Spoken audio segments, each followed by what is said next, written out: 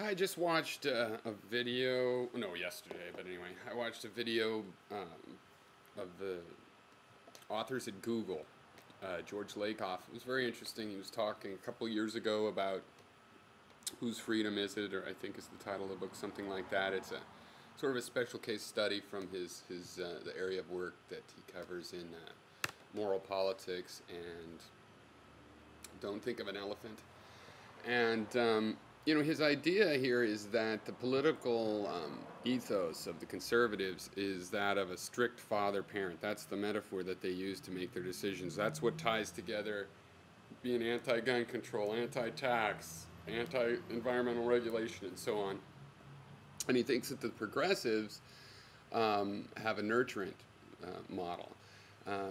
I think that he might be correct there, and that this is why progressives fail, because I don't really think there are two models. I think there's the strict father family is the nurturant family, and it's gender oriented, as Lakoff points out. The father is the strict father, the mother is the nurturant one, and the problem with progressivism metaphorically is that they are going to come across as mothering, and indeed this is exactly what is used against them. And it's clear to me that the progressives have to be very clear on the fact that the family is the wrong metaphor for the nation. Because even if you have a nurturant parent, my leaders, so-called in a democracy, are not supposed to be my parents, nurturing, strict, or otherwise.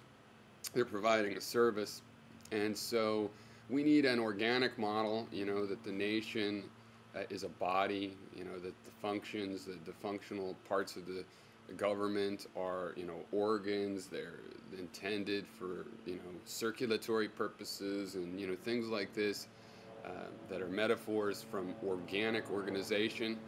And that's what we need to do. There are no families that are properly built for free people. Families are built with parents and children, and the children need guidance. It's not a good model for how mature adults should organize themselves.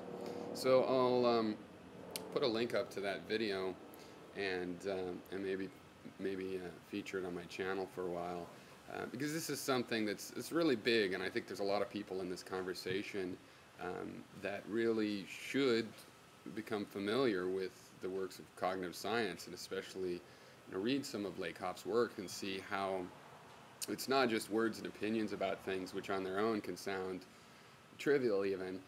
There's empirical study to back up the way that they argue humans categorize and think, and why we work from metaphor, why they say that, how they came to those conclusions when, for example, Lakoff didn't originally think metaphor was an important part of cognition. It was just flowery speech for poetic purposes. And he finds out really every thought you have involves frames that and cognitive models that involve metaphor at almost every level.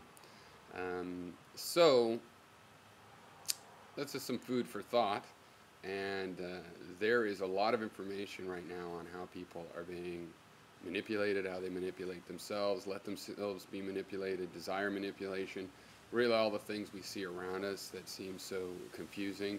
There are ways to look at those things and insist they make sense, and you can make sense of nonsense once you realize what is the metaphor the person's working from. Why does this make sense from their side? So, cheers.